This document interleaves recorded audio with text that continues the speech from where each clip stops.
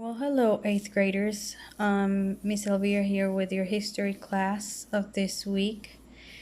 Well, we are going to move on to section 4.4, the advance of learning. Well, when we say advance of learning, we're talking about um, learning how to read and stuff like that. I mentioned on a class we had before that kids back on those days they learned through the Bible. Okay, so we're going to dig a little deeper into that statement. Now, the New England Puritans set the pace for education in colonial America. Often education began in the home, but many children learned the Bible and the basic of reading, writing, and math by attending to a dame school. They call it a dame school because it was conducted by a widow or a single lady who agreed to teach the children in her home. Most kids learn to read using a horn book, like you see in the picture right there. Well, they call it a horn book because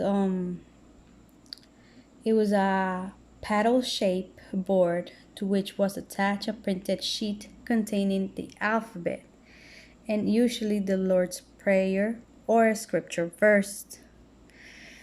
When a child mastered the hornbook or when the child learned how to read from the hornbook, he might move on to the New England Primer. This book contained word lists, poems, prayers, Bible stories, and other character building stories. After the primer, the child would read the Bible and probably The Pilgrim's Progress, which is a classic book. You will be reading that story in, let's see. No, you read that story at the beginning of this year, I think. Yeah, yes, you did. In literature class. Okay.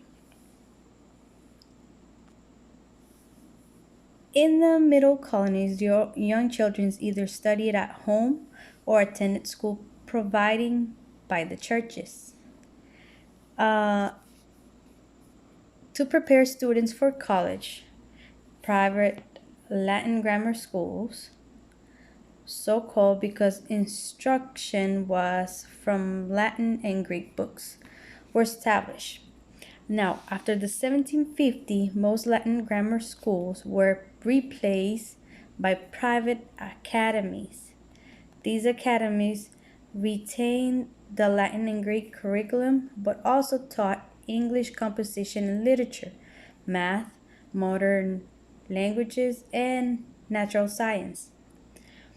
The best known of the academies was the Philadelphia Academy, known as the University of Pennsylvania. And this academy was founded by the most famous Benjamin Franklin. Now, I know you have heard about Benjamin Franklin. Um, Something I want to share about Benjamin Franklin is that he is the author of the Poor Richard's Almanac. And if you were in school, well, in Sunrise, all the way from first grader, you can, I don't know if you remember, but one of his famous saying is early to bed, early to rise makes a man healthy, wealthy, and wise. Well, you may ask yourself, why wealthy?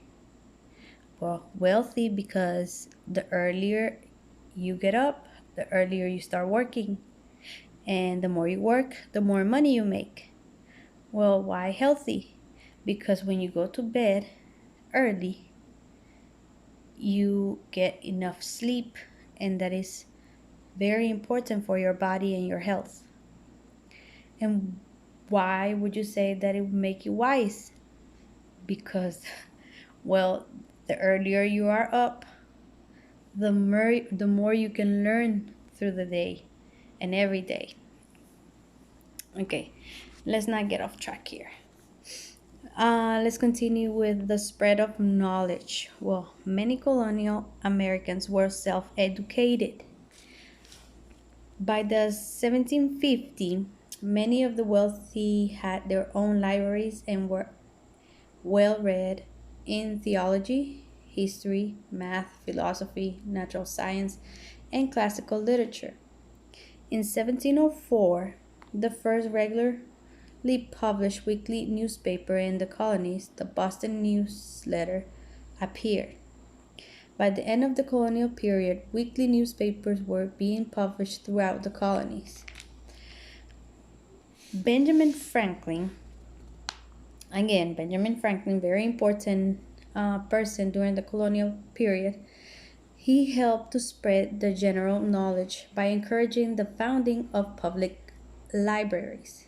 He also shared bits of wisdom with the common people through his yearly publication of the Poor Richard's Almanac, which not only contained meteorological but astronomical information, but also offer homely proverbs and sound advice couched in good humor. Okay, let's continue. The arts in early America. Okay, colonial Americans had a great appreciation for beauty and the finer things in life. The homes of the wealthy display fine furniture. Some of this furniture was imported from Europe, and some of which they purchased from master craftsmen in the colonies. And one of these craftsmen was Paul Revere. Paul Revere is a very important person too that you should know about him. We read a story about him too in literature class. Well, Paul Revere crafted much fine silverware, and Americans also enjoy mugs and plates made from pewter, an alloy of tin, copper, and lead. Colonial America produced several distinguished portrait painters, as well as some outstanding musicians. And the first professional musician and composer was William Billings. He published 6 volumes of his own music, the first being the New England Psalm Singer.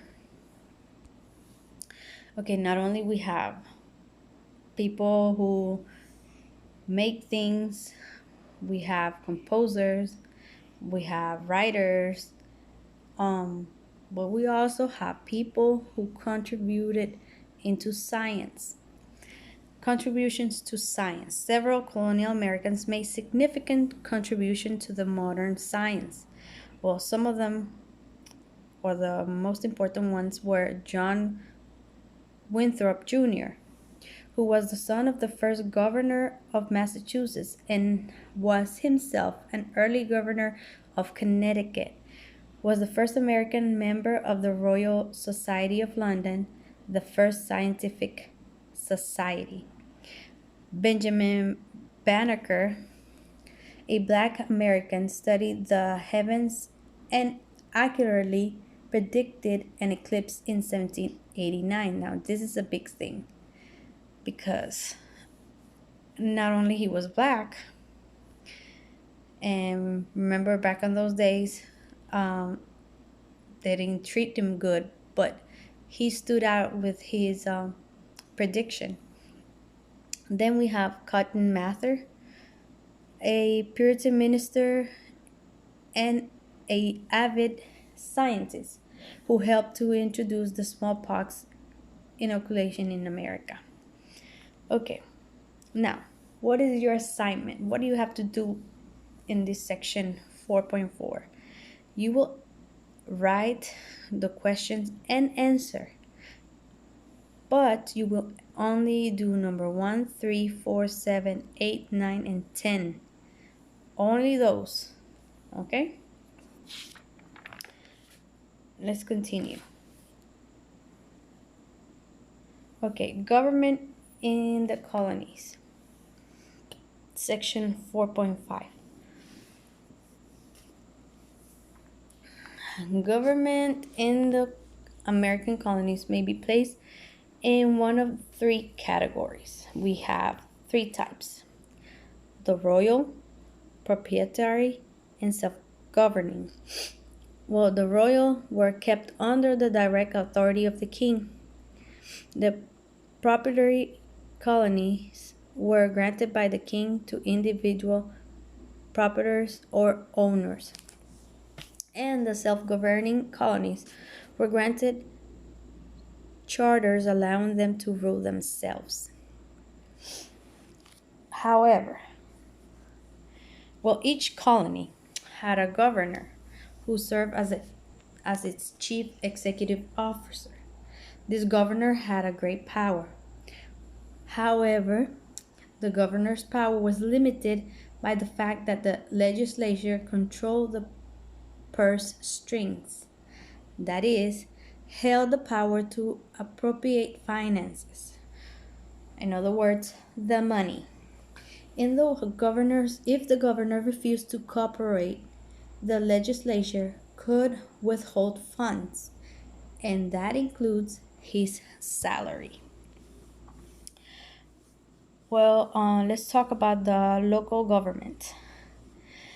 The American colonies followed the English tradition of strong local self-government and believed the purpose of the government was to protect the people and their property. In New England, the town was the basic unit of local government. But in the southern colonies, where the population was mostly rural and widely scattered, the county was the primary unit of government. In some other places, counties were divided into small units called parishes, which were originally church districts. Okay, and that's it for section 4.5. For this section, you will only answer question number 1, 3, and 4. Only those 1, 3, and 4. Okay? After you're done, send evidence to my WhatsApp, and if there are corrections to be made, I will let you know. Thank you. See you next time.